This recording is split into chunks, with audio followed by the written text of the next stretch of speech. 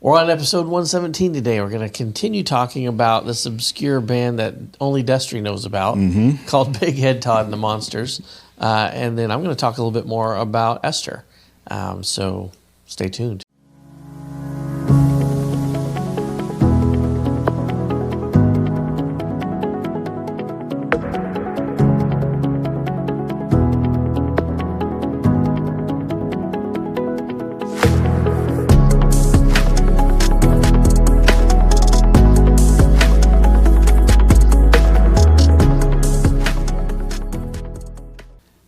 Sounds like Chris has discovered Big Head Todd and the Monsters, and we'll bring him into the discussion here in a minute whenever we talk about them.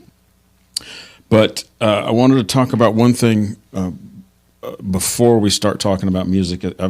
I have around my neck what I consider a work of art. Okay. Not just this particular camera. It's a Canon TX that our buddy Jonathan gave me last night. Thank you, Jonathan, very much.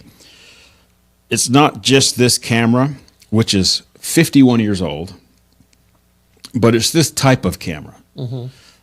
This camera is, to me, a work of art because there's one thing that it has that it doesn't need, and that's a light monitor. But it's nice to have a little light monitor. It has a place for one battery, and it will tell you if you're metered right or if your exposure is right. But you can still, by the numbers, you can still shoot a shot and have the picture come out correctly. Here's what I like about it: the simplicity. For one, there's more metal on here than plastic. The lens is very universal. I guarantee you, I hope we still have our podcast in 51 years, but probably not. There's no way, Chris, correct me if I'm wrong, that I would be sitting 51 years from now with my overly priced Canon R5 around my neck. It's going to be somewhere, I don't know what it's going to be doing, but it's not going to be sitting around somebody's neck and they're playing with it and taking pictures and it's still working and everything is good just like this. I don't know what's going to happen to that, but it's not going to hold its age like this. Do you agree with that? Oh, 100%. I mean, you got that camera from 1919. Yes. Mm-hmm. You know, that thing still works. It does. And we can find film for it. That's the beauty. That was 100 years old. I mean, it is 100 years old. My God. It's over 100 years old. Over 100 years old, So man. when you start looking at, they built things differently. Now, you're talking about your Canon R5. Mm-hmm. Electronic. You might get 8 or 10 years out of it. They'll probably do an upgrade or something. Yeah. It's like with your phones. Mm-hmm. You know, they do upgrades on your phone, Eventually, they upgrade it into obsolescence. Yeah, right. And that's what's going to happen to your camera. It's exactly. Even the ones that we're using here, the EOS R50. R50s. Yeah. R50s. They're fine cameras. I would suggest anybody get these if they're getting into photography or even if they've been in and they want something better than a cell phone. It's definitely several steps up from a cell phone, but they're not going to hold their age very well. No. They're just not.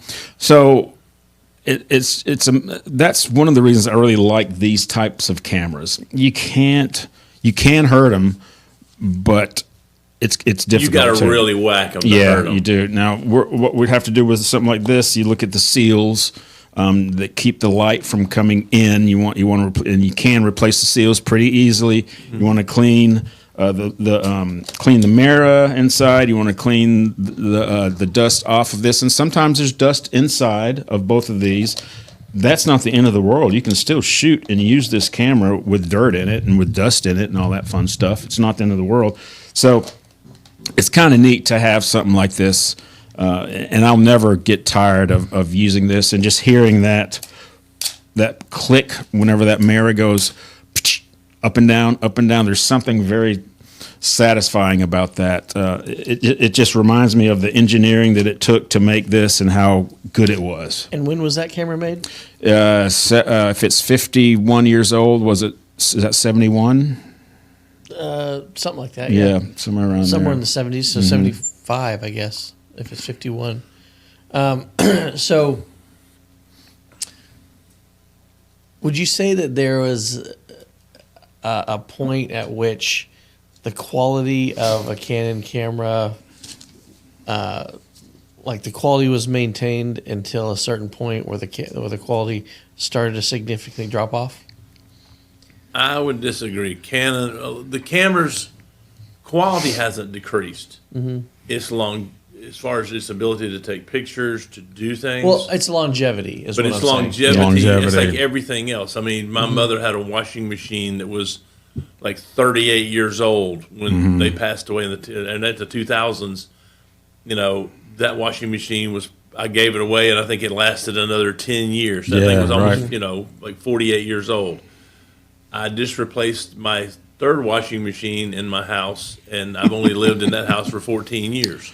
So I think what Chris is saying, and what I would answer your questions being, is whenever electronics started to take over, that's whenever the longevity started to decrease. When you went from a mechanical process or mechanical to electronics, if it's electronic, it's not if it will fail, it is when it will fail. Right. And with those cameras now, unless you have a certain tie to that camera, whenever electronics start taking over, it's cheaper to buy a new one than it is to fix it. I think that's the turning point.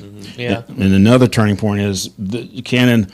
Most of the cameras are usually made in Japan, but the later ones are not necessarily made in Japan. Some of them are made in China now.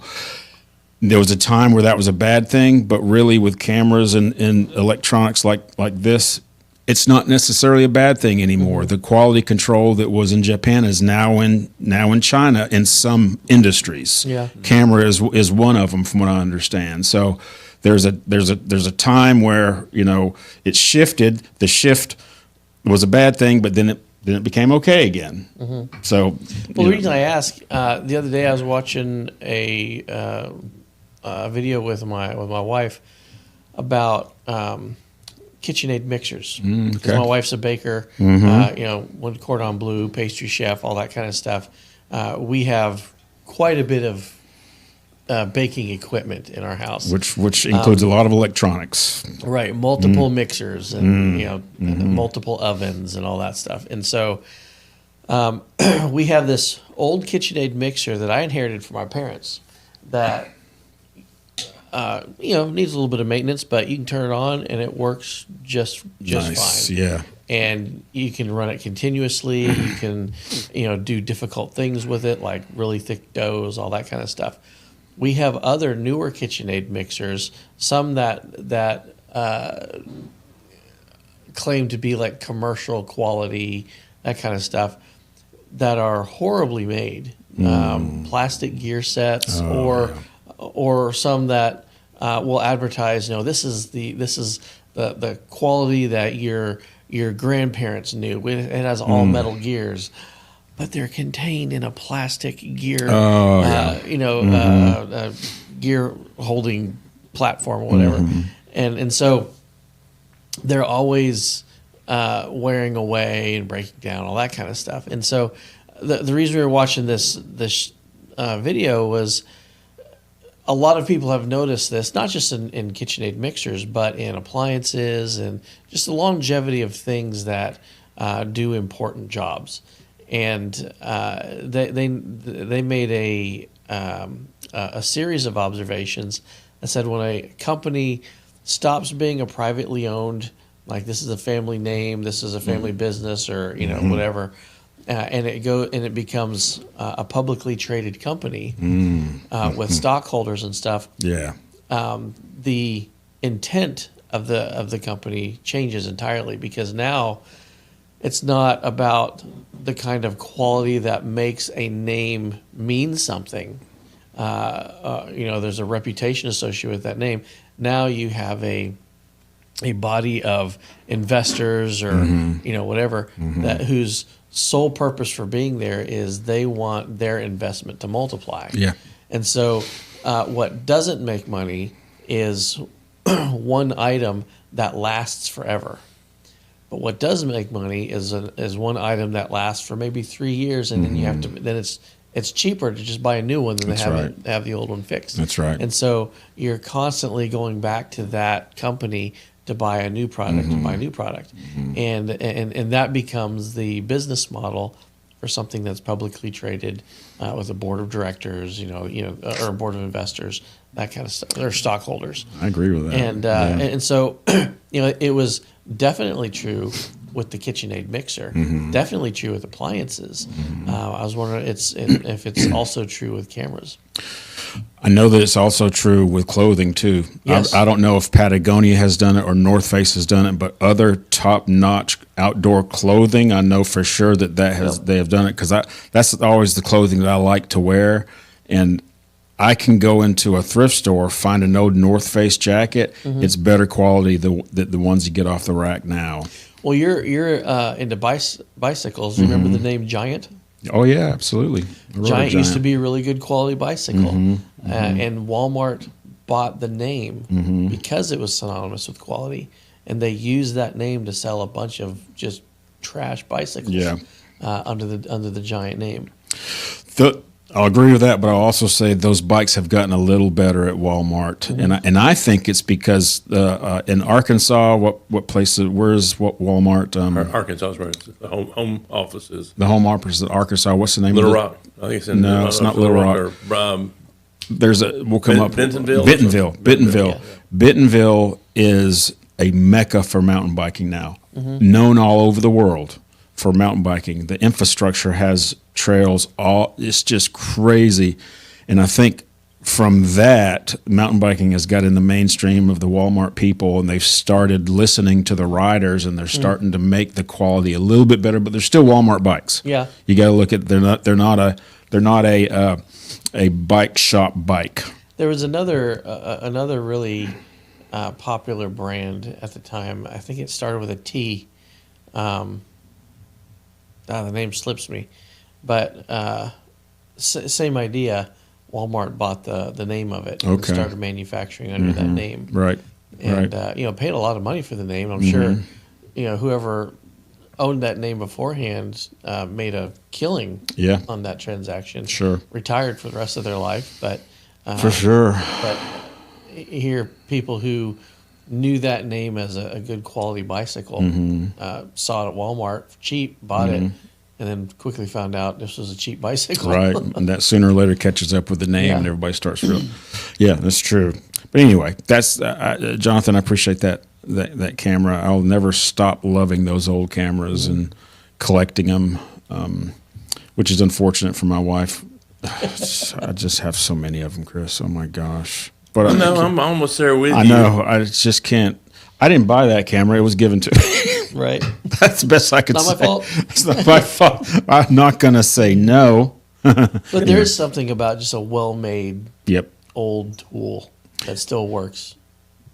Absolutely. And you both being engineers, you got to appreciate the quality of that camera that Chris was talking about from 1919 or whatever. Yeah. There's no I need to bring it in. We've talked about it several times, but it has bellows on it. So it's one of those cameras that is flat whenever it's closed, and then you open it and it expands.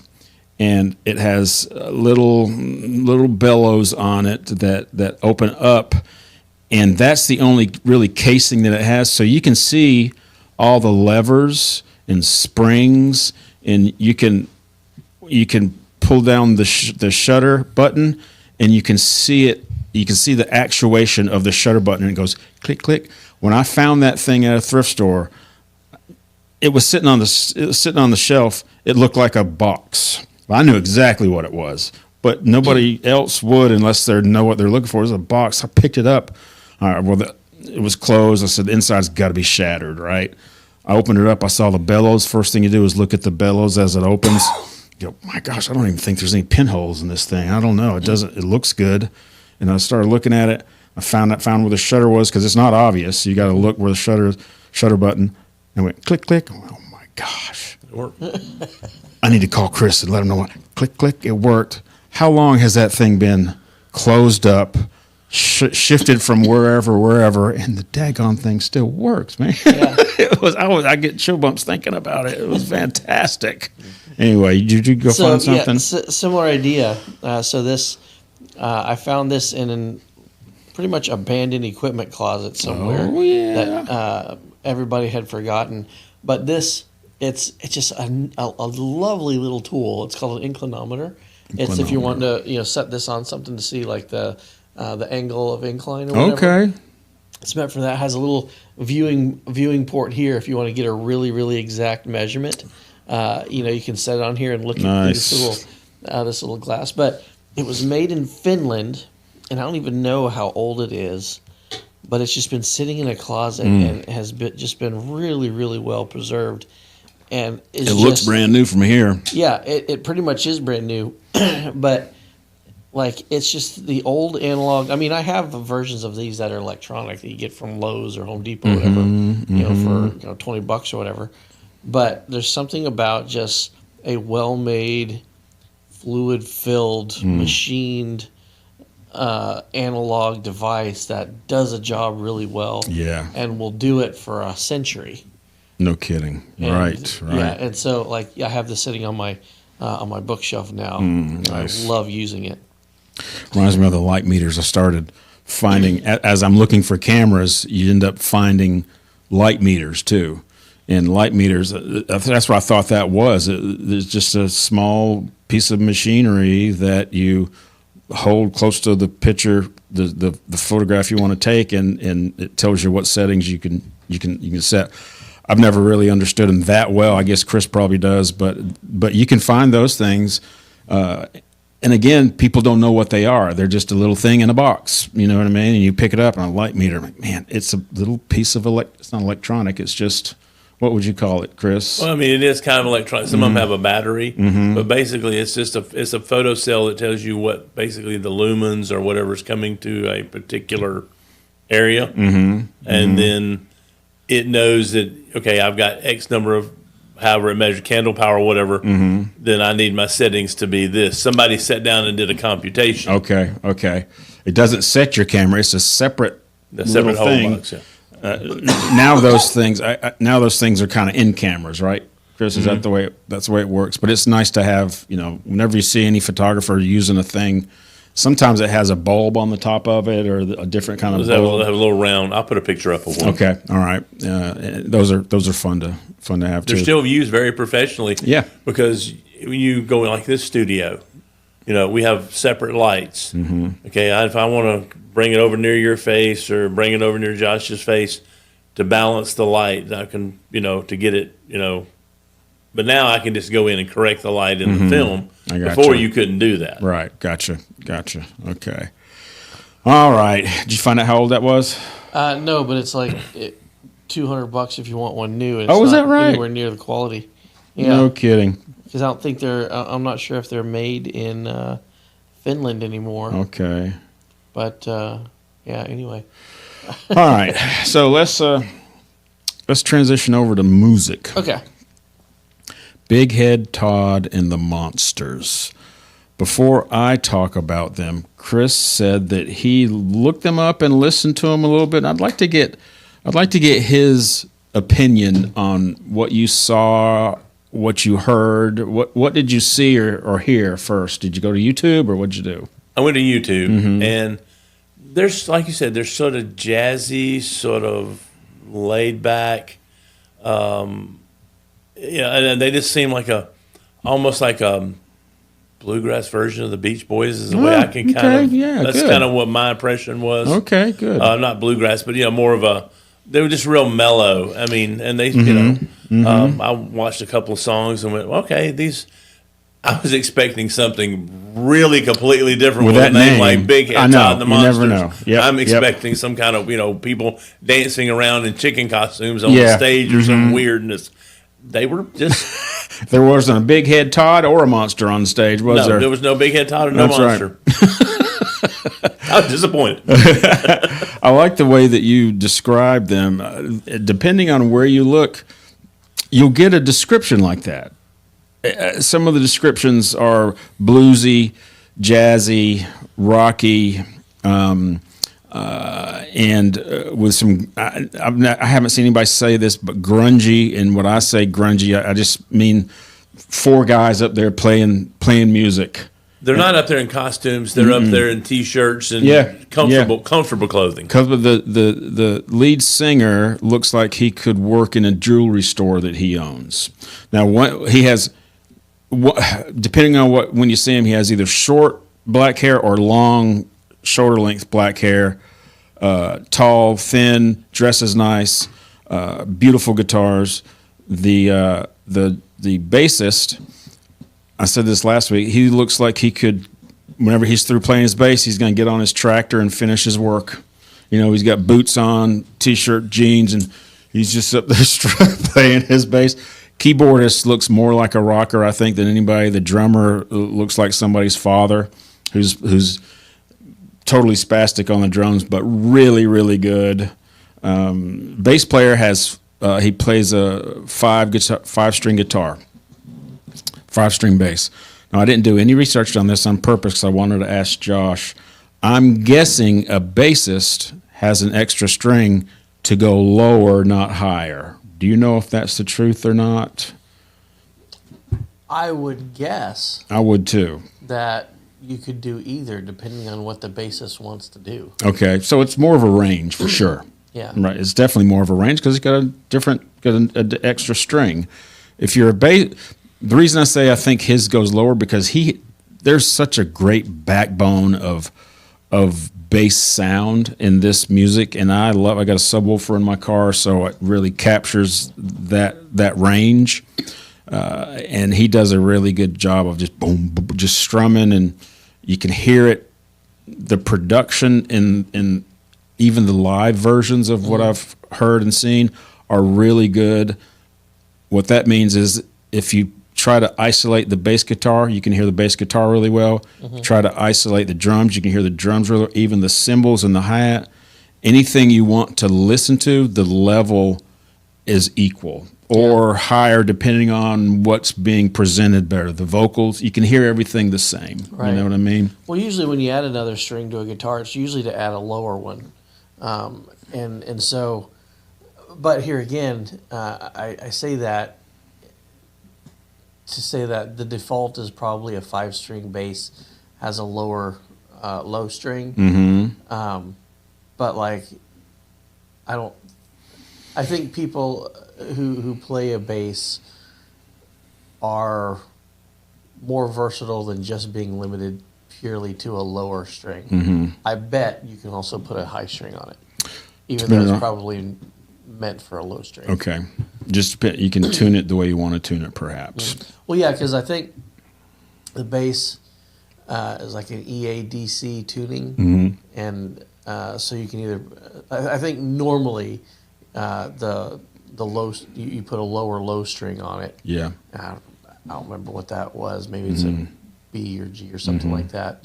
But you can probably shift all the strings over and put a high one on if you want. Okay, gotcha. I'm thinking. Gotcha. I'm not a bass player. Okay. But just a little bit I know about acoustic stuff. Okay, the names of the band members: Todd Park Mohr, Mohr, lead guitars. He's Big Head Todd. He named himself Big Head Todd from childhood or earlier. Does he have a big head? He doesn't have a big head. Oh. Nickname comes from him. Rob Squires plays bass, and Brian Nevin plays the drums. And there's another guy that I'm going to talk about in a minute that plays the keyboard and that strange instrument that I was talking about last week that we didn't know the name of. I got the name of that also. Sister Sweetly was released in 1993, and that's the song that brought them to the charts. It's one, if you're going to listen to one song, that's one to listen to. Commercial, of course, but it also speaks to who Big Head Todd and the Monsters are, just their sound. Bittersweet is another one. Broken Hearted Savior and Circle are the ones that are the big songs. Sister Sweetly is the album that brought them to the attention of most people. Here's the way some of the music aficionados have described Big Head Todd and the Monsters, Chris. blues rock, jam band, improvisation, alternative, college rock sensibility. I think you can almost say anything about them, and it would be Sorry if my mic true. is making weird noise. I keep having to adjust it. Can you hear that? You can't hear that. I don't think so. But anyway, they have a live cult following. When I hear cult following, what I think of is, say, 10,000 people all over the United States. They're not in the mainstream, but it's kind of like the Grateful Dead, in that there's certain people probably from Colorado, because that's where they're from. They will go anywhere to see them, and they talk about them, and they spread the word about them, but they've never reached Beatles, or they've never reached not many people have reached Beatles status, but they haven't reached status of being extremely popular. But they're professional musicians. They play at the Red Rocks Theater at least once a year. And if you're going to watch one video on YouTube from them, I would first watch the Red Rocks. I think it's 2020, whenever everything was being canceled, and I think it was 2020. Everything was being canceled. 2020. You can search Big Head Todd and the Monsters Red Rock at Home 2020. No audience, just them facing each other on the stage, and they're playing. Get a good look at the drummer. Get a good look at all the band members, what they play, their style. I think it's a really good way to see the band. And my gosh, it sounds so good. Sounds so good. So I looked it up. It says yes, a 5-string bass can have a higher high string. It's referred to as a high 5 or tenor tuning. Okay. But like mostly it's to add a lower B string, but adding a high C string instead is common among fusion, jazz, and solo bassists to expand the melodic range. Okay. And facilitate like chord playing and stuff. All right. Okay. Gotcha. Okay. Now I want to look this up. See what the different sound is. I guess we were both right. You can do whatever you want to with it, but high or low or whatever. So Big Head Todd Monsters released 12 to 13 studio albums, and I think it was 3 or 4 live albums they released. So that's a lot of music. They have hundreds of songs that they play. They claim that they can go play 15 nights in a row and not play the same song twice, in an hour and a half, 2 hour long. Now that's including the covers that they do too. They do some Jimi Hendrix covers. Okay. Which I was very surprised at. I never thought that I could have a higher opinion of a band after them playing a cover. But I did after I heard him play one of the Jimi Hendrix songs. Oh, I can't remember the name of it now. But it sounded so good. It sounded so daggone. Now, you're not going to get the vocals. Whoever you are, you're not going to match any of the vocals that Jimi Hendrix did, not because it was so extraordinary, but it's because it's so unique. But the guitar sound, he did a fantastic job of matching that. And there's some songs and some bands that you want somebody to cover and make it their own. You know what I mean? And sometimes you like that more.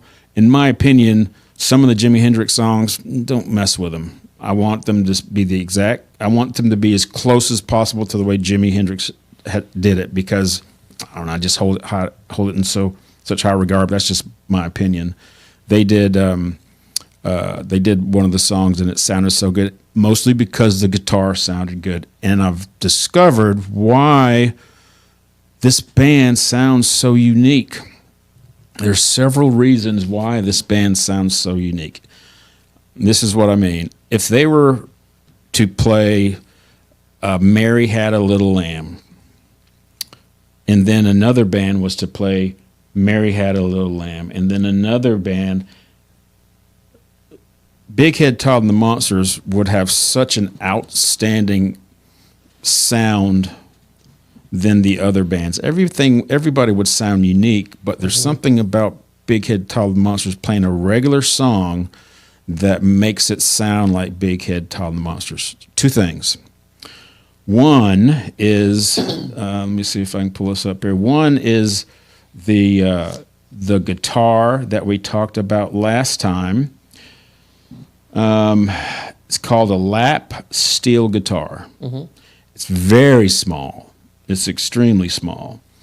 It's played with a glass slide, and the way this keyboardist and this guitar player plays it brings a little bit of Jimi Hendrix into it. Mm-hmm. Brings a little bit of jazz into it, a little bit big rock and roll sound. Just whatever he wants to do with it, he plays it on top or behind or on top of the guitar that's already playing. And it kind of sounds like one guitar. You know what I mean? Mm-hmm. But that's one unique thing about it. And the other one is the keyboard that he plays. When he's not playing the lap steel guitar, he's playing a keyboard that sounds like a seamless pitch. It's bluesy.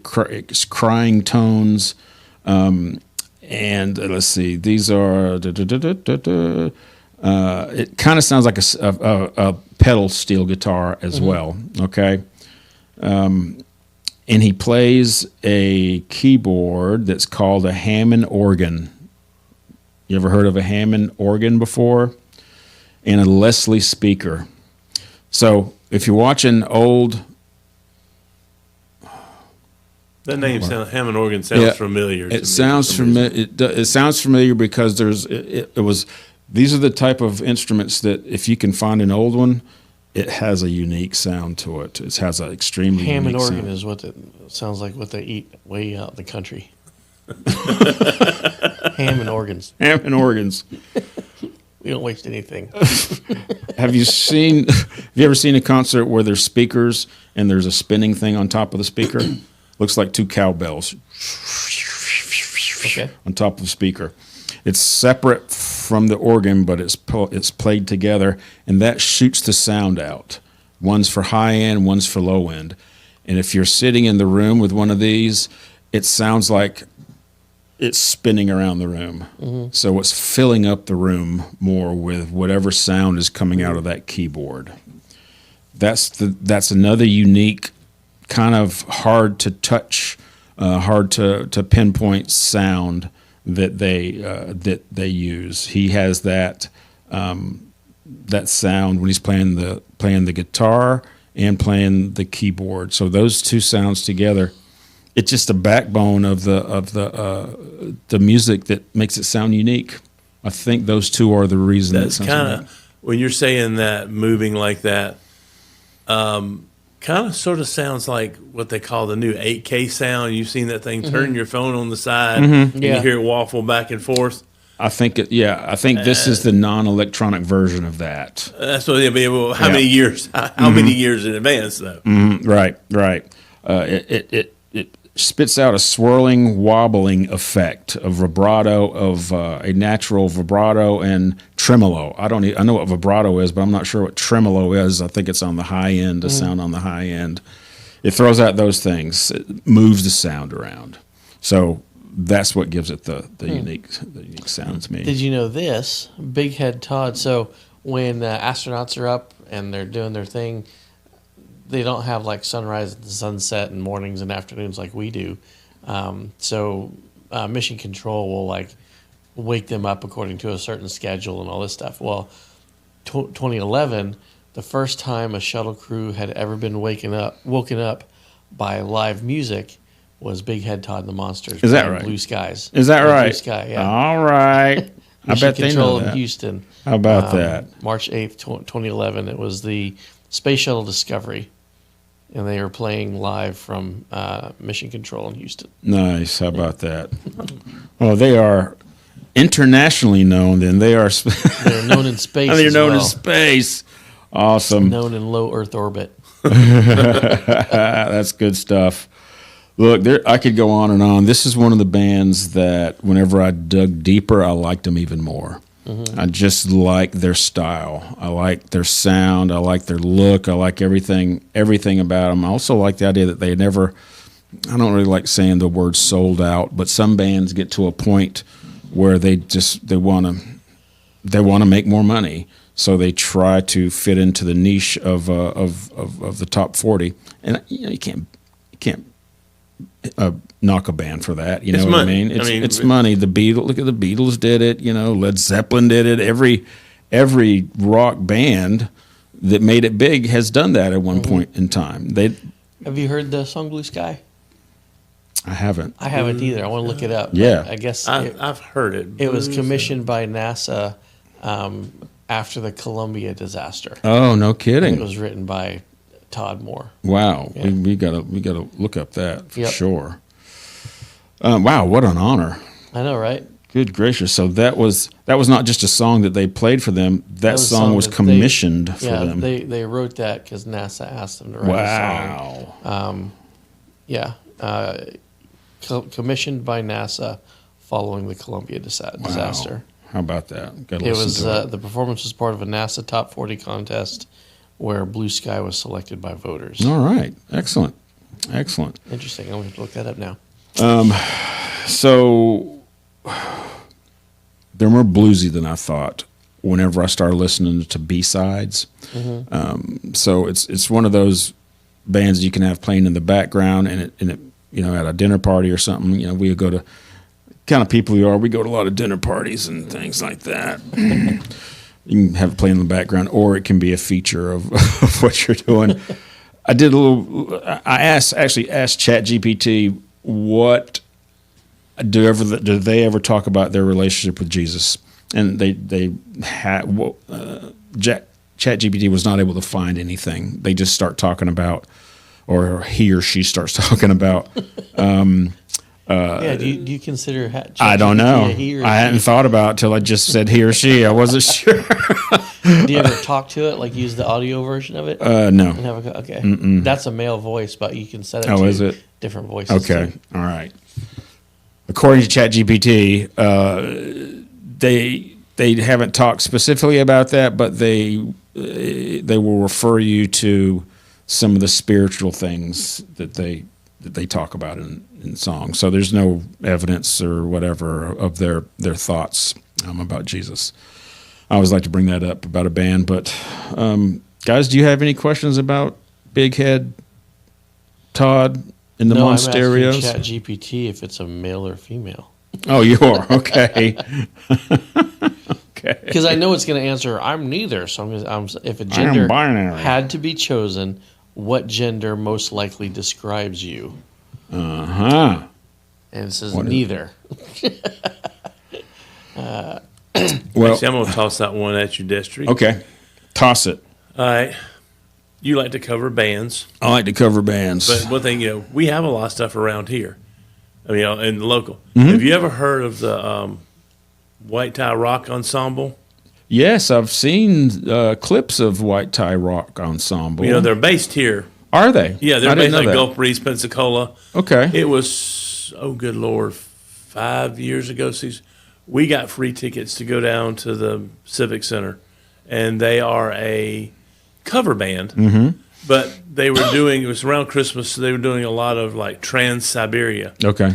Well, my wife said, "Do you want to go see Trans-Siberia?" She didn't tell me it was a cover band. I'm Okay. like, "Okay, yeah, I'll have them." Okay, For sure, yeah. So, and I get down there. Wait a minute, this is. But they went into a whole bunch of different, like Elvis, and all these different things. And afterwards, they're just walking around talking about, and they were really nice people. Cool. But it's a local band, and that's something I dig into that one. I will. You know, because they are local and they're part of Pensacola, and they do a lot of performances in our area. I'll do that. I don't know if this is the same band or not, but I've seen a trend of another band that sounds familiar that has, there's got to be 25 people on stage. Every type of instrument you can imagine. I think that may be them. They do every song from the 70s, from the 60s, and they don't try to mimic it. They make it their own, and they're so talented. Everybody that I've seen play or sing in this band is beyond anything that I've seen locally. You know what I mean? They're just so good at what they do. So I'll dive into those. I'll dive into Make those. a few people mad. I cannot stand Trans-Siberian Orchestra. Is that right? Yeah. Why is that? Why is that? I don't know. For me, it seems like it's mostly just electronic music. Yep. And it's loud, chaotic electronic music, Gotcha. which those are three things that I don't care for. And then when you put them all together, You really don't care for them. Right, Good right. recipe. and most of the Trans-Siberian stuff, I'll be honest, that I've been exposed to has been the quintessential Christmas, Yeah. Trans-Siberian Orchestra music. And and this is going to also make people mad. I also can't stand 99% of Christmas music. Gotcha. Because it's the same 12 songs over and over and over again.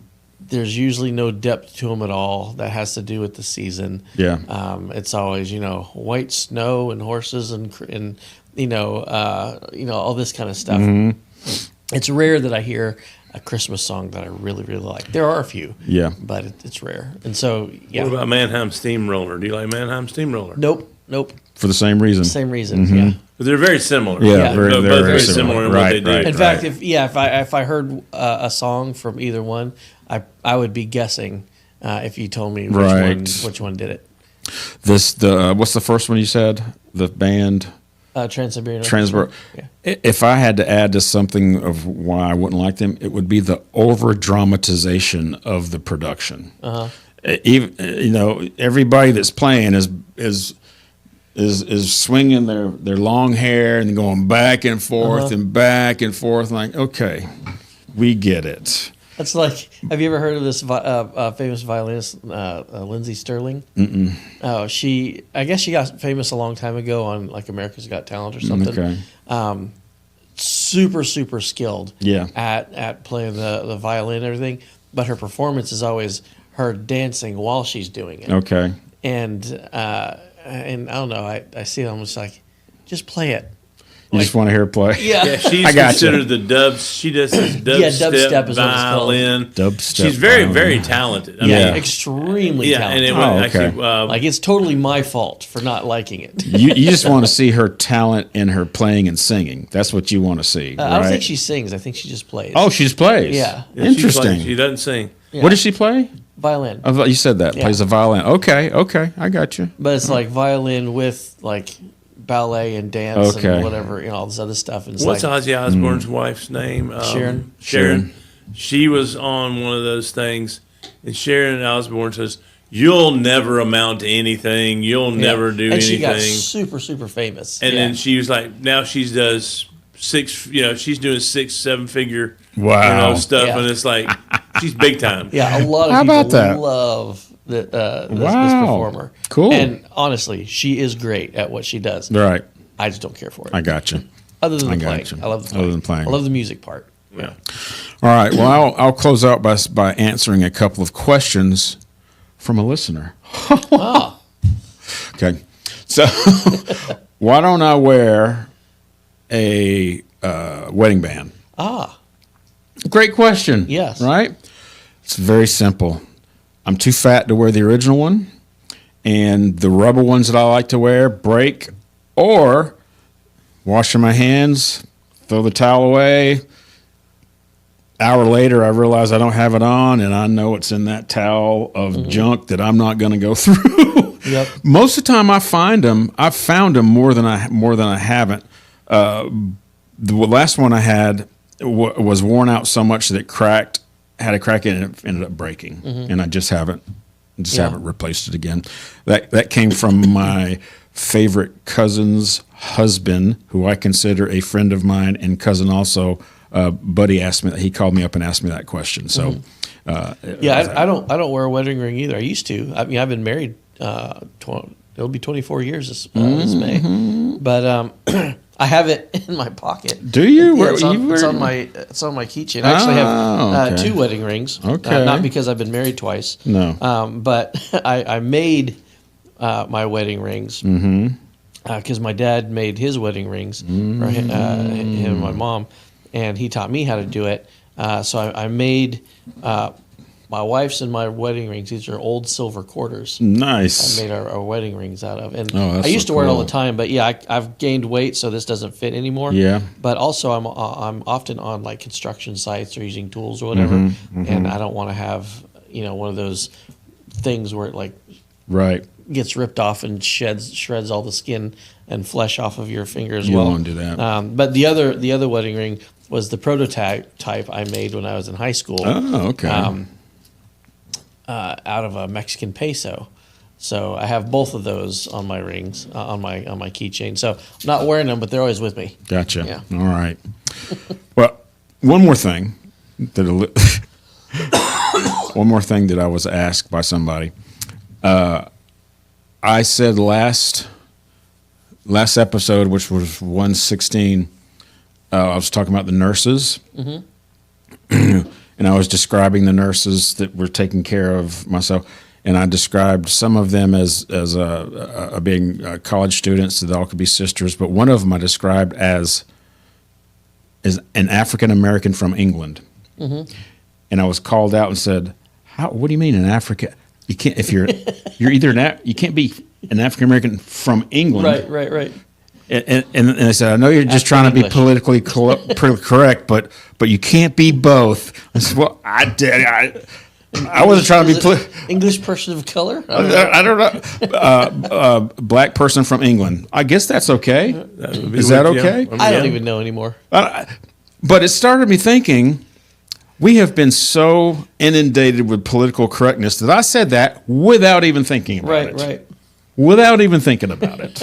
I am nowhere near politically correct. I know you are not. We know this. You don't have to tell us that. This is what. As I tell y'all often, I'm not any kind of prejudice or anything. I hate everybody equally. I hate everybody. That's right. You're the quintessential cranky old man. Don't you forget it over there either. Anyway, I thought that was so funny to be. You know what I mean? It's Right. it's true, and I just said, okay, I'm guilty of being infiltrated into the political correctness, but I don't think that I am like you. I don't Right. think that I am, but that proves that it has seeped in to a certain Oh, yeah. extent. You know. Yeah. Okay. Anyway. I heard that actually when I Did it was tweak editing. you? I'm like, Yeah, and I it's said, one of well, those I things can't where- fix it. Right. and it's one of those things like I don't know how to like where that goes because it is a very sensitive political correct Yeah. issue. So it's like whatever. Yeah. Yeah. I know. You just let it American from go. England. Just let it go. I'm glad that this person brought it up to my attention. I am glad because it made me think a little Yeah. bit about it. But I don't care. You know what I mean? I don't think it was offensive to anybody. You know what I mean? I'm glad to know that I said it. I'm glad you brought that up though because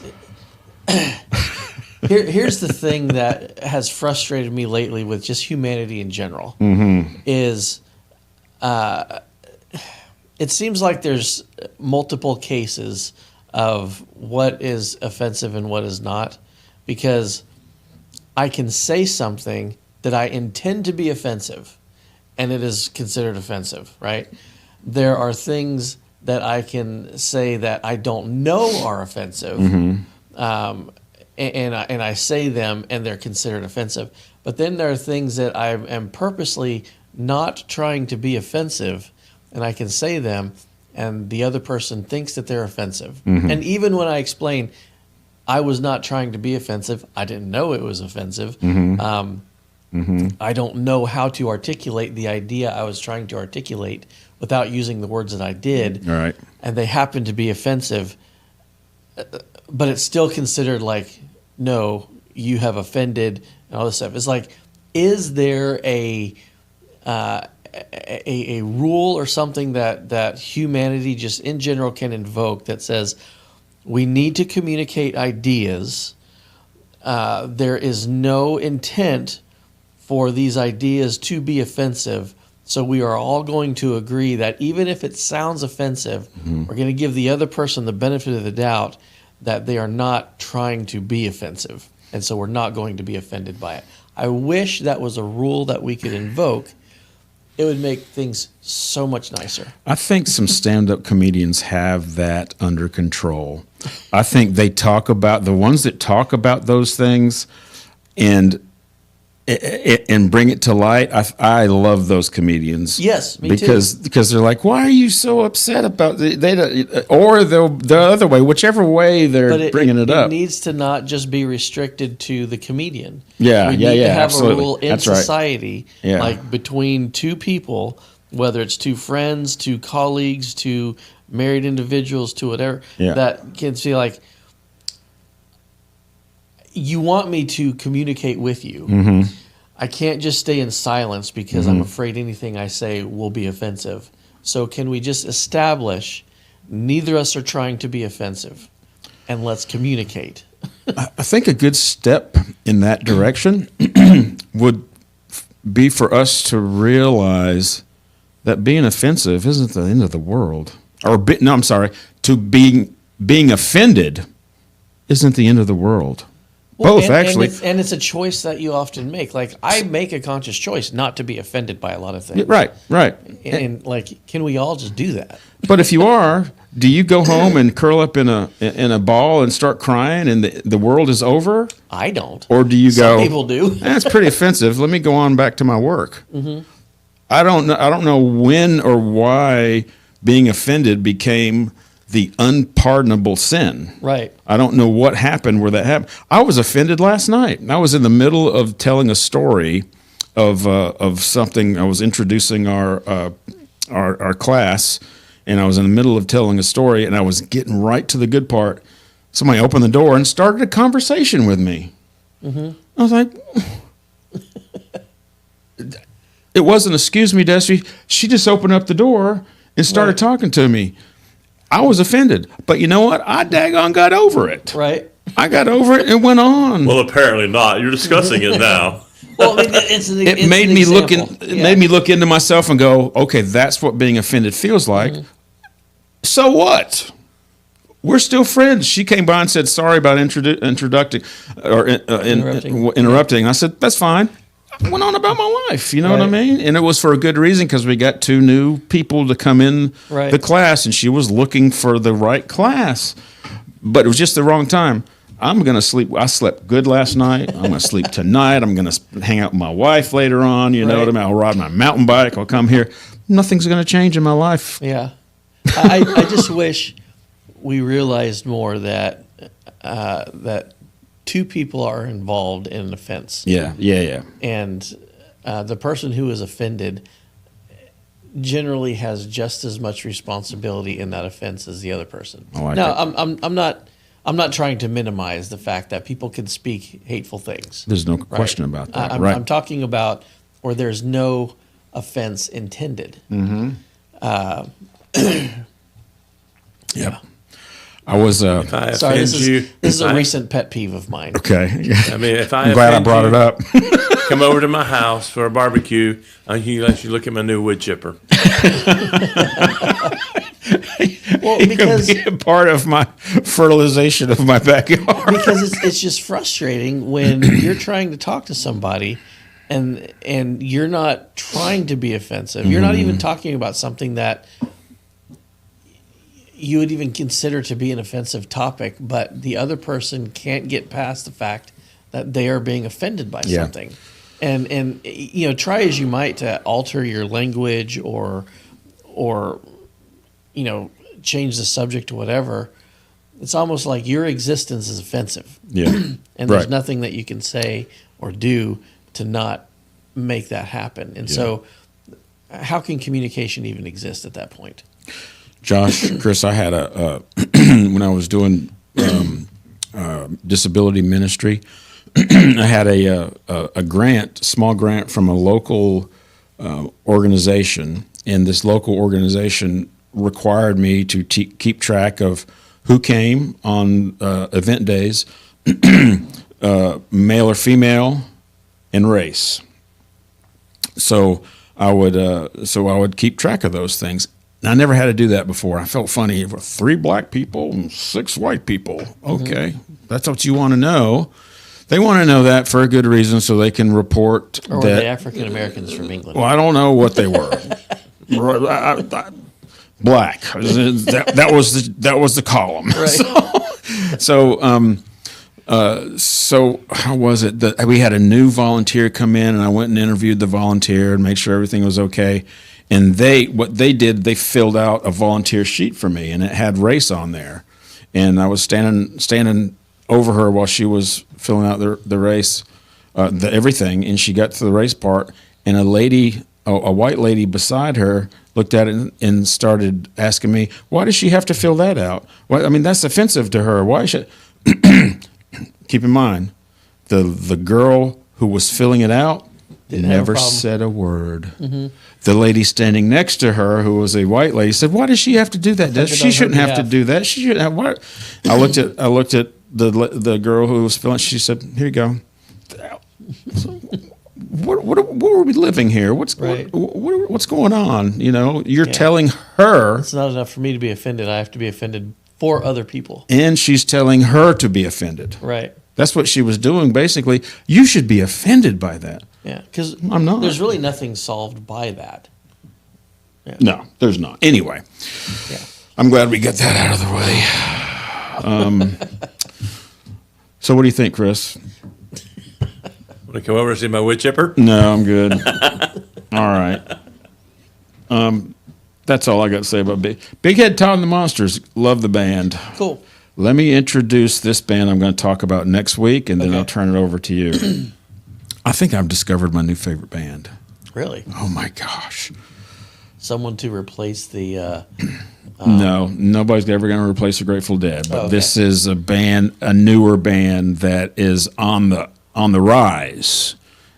Teletubbies? Shunned at a funeral. Shunned at a funeral? Shunned at a funeral. Weird. Let me tell you something about this band. Let me just tell you what it consists of, okay? 3 girls, 1 guy. As far as I could tell so far, I haven't learned a lot about them. 1 guy playing the drums, 3 girls singing. One of them plays bass, one of them plays guitar, and the other plays banjo. And they're a mixture of bluegrass, heavy metal, and country. So far, that's my take on them. And I've also learned that they are a Christian band. So they are playing this bad but hard beat with a backbone of in the background with a banjo, and she is singing the gospel, and it is fantastic. I'll have to look them up. It is What is it? Shunned at a funeral? Shunned at a funeral. I was thinking more in my brain like a goth hillbilly rock band. Sure, that's fair. Yeah, that's fair. Shunned at a funeral. That's fair. They came up on my feed. I don't know. Anyway, my feed is mostly music and mountain biking. I'd hate to see his feed. Just music and mountain biking. That's all it is. I think all of us would be really interested to see each other's feeds. Yeah, I know it. But they came up this last week, and whenever I learned about them and I saw that they are a sold out for Jesus, and I started listening to the words, oh, man, this is a lot of potential. So I'm going to talk about them next week whenever I learn more about them. Whenever we're, like at my house, we don't have like live TV. We just... Yep, same here. Never. I mean, we've long since been over that. We just do streaming, but we, watch a lot of YouTube stuff, things like that. And it's funny when we sit down and it's me and my wife and my daughter, or just me and either one of those. I'll pull up YouTube on the TV, and I'll start scrolling through my feed, and I'm like, there is nothing here that I can watch that they'll be interested in. It's all stupid. It's all stupid stuff I'm into. Right. Like lectures about science, or like lectures about our biblical archaeology, or ballistics, or machining, or, different things. I mean, just weird stuff that I'm into. And if I were to press play on any of them, it would just bore them to tears. Oh yeah. But at the same time, if they were to pull up their feed, it's gonna, like, if my wife, it's all gonna be baking and culinary stuff, things Edge like of your that. seat stuff. Yeah, which is interesting to me. Not to the same degree as the stuff I'm interested in is interesting to me, but Right. But still, like, I'm interested in a lot of those same things, especially the technical side of culinary arts and the history of it and everything. But it's just it's funny how like when it comes to our interests, there's like my wife and my daughter who has a lot of overlap in their interests because they're introverts and they're artists and all this stuff, and then there's me, who has zero overlap in any of my interests with my wife and daughter. I can see that Venn diagram, can't yes. you? There's a Venn diagram of my daughter and my wife that overlaps quite a bit, especially in the artistic stuff. And then way off over in right field is just my own little circle by itself. That's right. There's Josh over there. There's really nothing in between. Trying to please these guys over here. That's the only place. There's a little line going from there. There's a little forced intersection where I'm trying to do something that they'll like too. That's good. That's good. Well, anyway, Josh, we had a good class last night. I enjoyed it. We had two new people. Two new people come in, Cynthia and do you remember his name? I can't remember his name, but we're glad to have them. We get people come in and we want them to try out other classes. It would be, less than good for us to. I would rather them stay with us, but I would rather them go try other classes and then come back. Oh, well, that's always satisfying. Yeah. And pretty much the people that are there you now. You tried the best. Now go with the. You tried the rest. Now go with the best. The people that, but besides Jonathan and Lee, I think everybody else pretty much did that. I think they tried other stuff and they came back and they have stayed. So maybe that's what they'll do as well. I don't know, but we're glad to have them. Yep. You did a good job last night. More feedback of using Google Earth as being a very good part of your lessons. Yeah, we went and explored the archaeological remains of the palace in Susa, where Esther and Xerxes the First lived. And it was it's mentioned several places in Scripture. Daniel mentions the palace at Susa. Ezekiel mentions it. So it's featured prominently in the Old Testament. Right. But we talked about that a little bit last night because we're going through the book of Esther, also using Ezra and Nehemiah because they happened around the same time, and we're sort of following along in a series that is being preached on Sunday mornings at our church. About the book of Esther, and we're sort of giving like a lot of background to that stuff. And so last week we talked about where Mordecai and Esther came from, like their lineage and the events surrounding that. How you have this Jewish American in Persia who who was not telling anybody of her lineage, of her ethnicity or whatever, and that became important because of the plan that was hatched against her and her people, and the guy that was responsible for that was a guy named Haman. Well, last night we talked about the origin of Haman, and it's the culmination of a feud that goes back over a millennium. And we went all the way back to Genesis with Jacob and Esau. And Jacob was told by his father Isaac, we're different. Don't, when you find a wife, don't go and find a wife of the people of the pagan nations around you, the evil nations around you. We want to marry from our own people. And so he sent him up to a town called Padan Aram. And those of us who are familiar with this account in Scripture, we know that Jacob spent several years with his uncle, ended up marrying a girl named Leah, then marrying a girl named Rachel.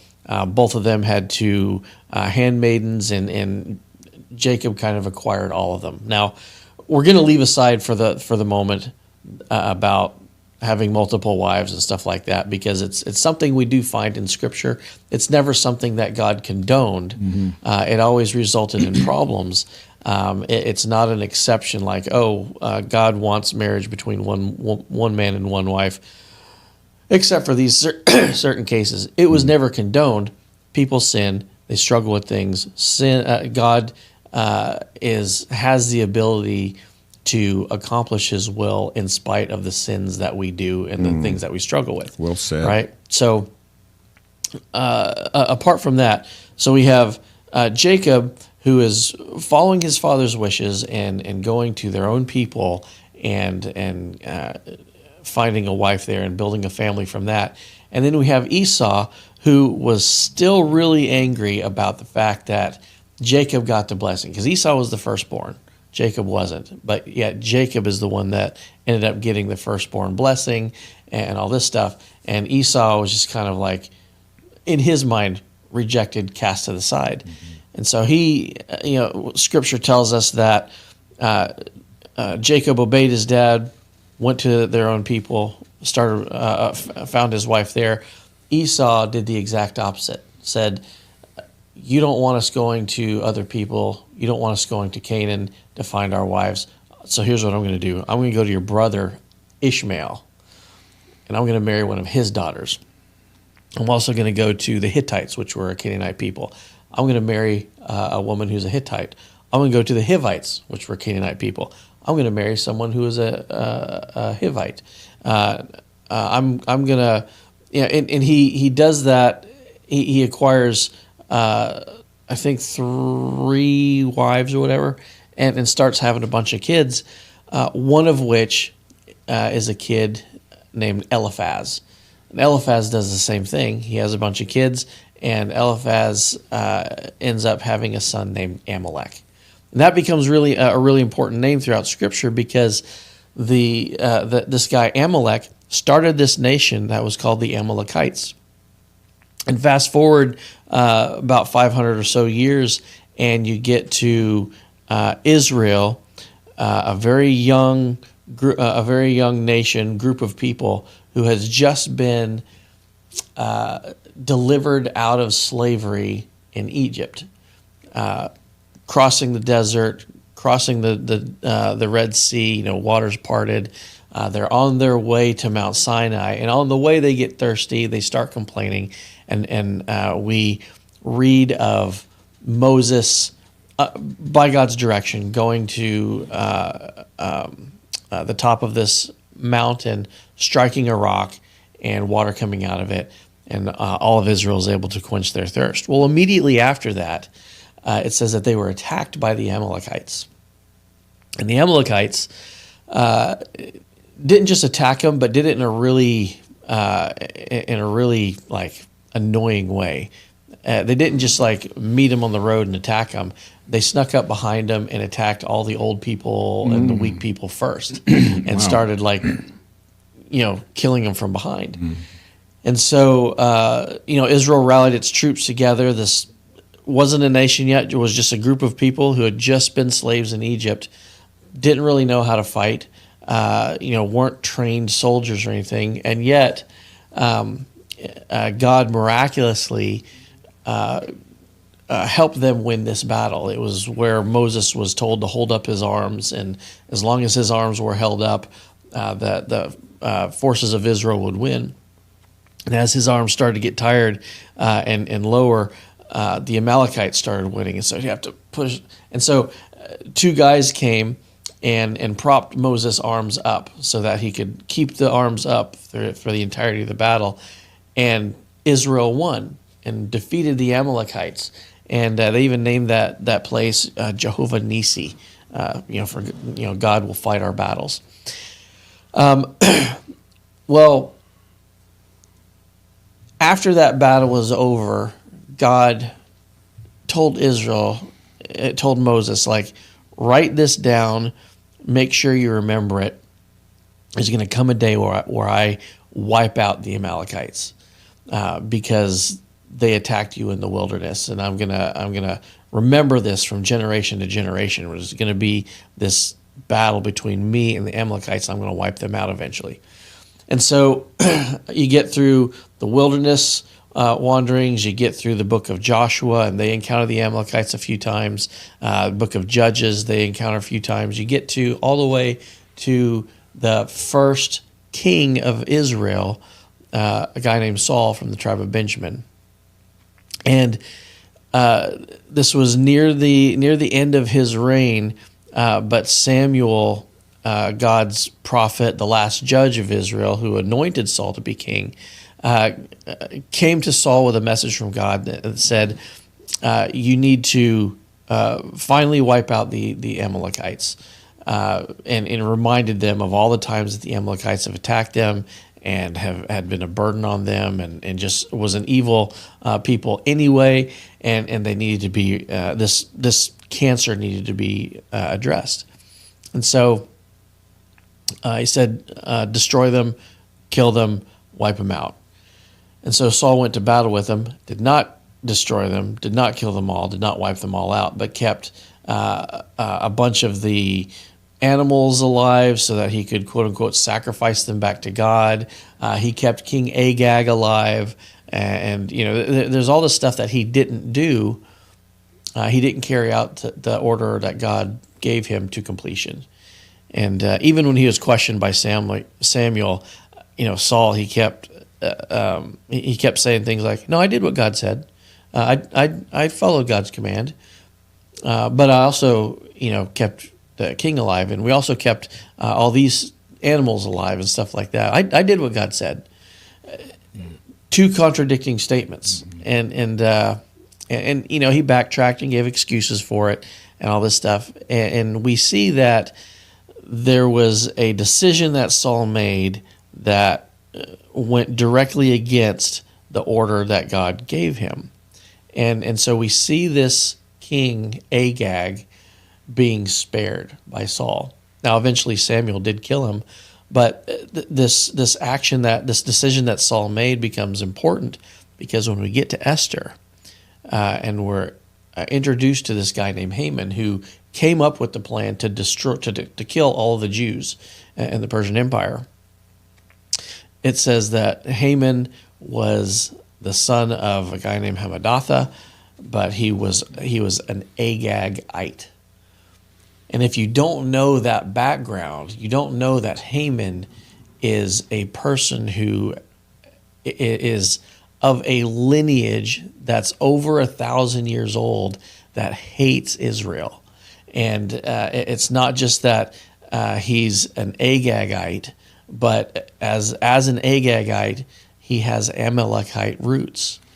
And God said in the very beginning, when Israel first left Egypt and the Amalekites attacked him, that he's going to war with the Amalekites from generation to generation, and he's eventually going to wipe them out. So it's kind of an irony that Haman, he tried to wipe Israel out, but was the instrument that God used to finally wipe out the remains of the Amalekites. Right. And even on the gallows that he had built for Mordecai, he and his sons were hanged on those gallows. And so it's an interesting twist of irony, a twist of fate, but also, like we mentioned last night, it's comforting to know that the issues that the Empire of Persia was facing, that the people of Israel were facing, they were going to get eradicated. They were going to get killed, wiped off of human history, all that stuff. Over 1,000 years prior to that, God was already working on a solution. When we get to the reign of Saul, that's about 520 some odd years before the events of Esther, or 540 years or so. God was already working on a solution. We get to the time of David, when he didn't choose to kill a member of Saul's family. who was cursing him and all this stuff. That was about 520 years before the events of Persia. God was already working on a solution. Right. And so it's just comforting to know that nothing in my life, nothing that I'm going to face is a surprise to God, for one thing. But it's very likely that the struggles that I face, he already, not just already has a solution for it, but the solution is already in play long before I even know it's a problem. Right. And that's really comforting to know.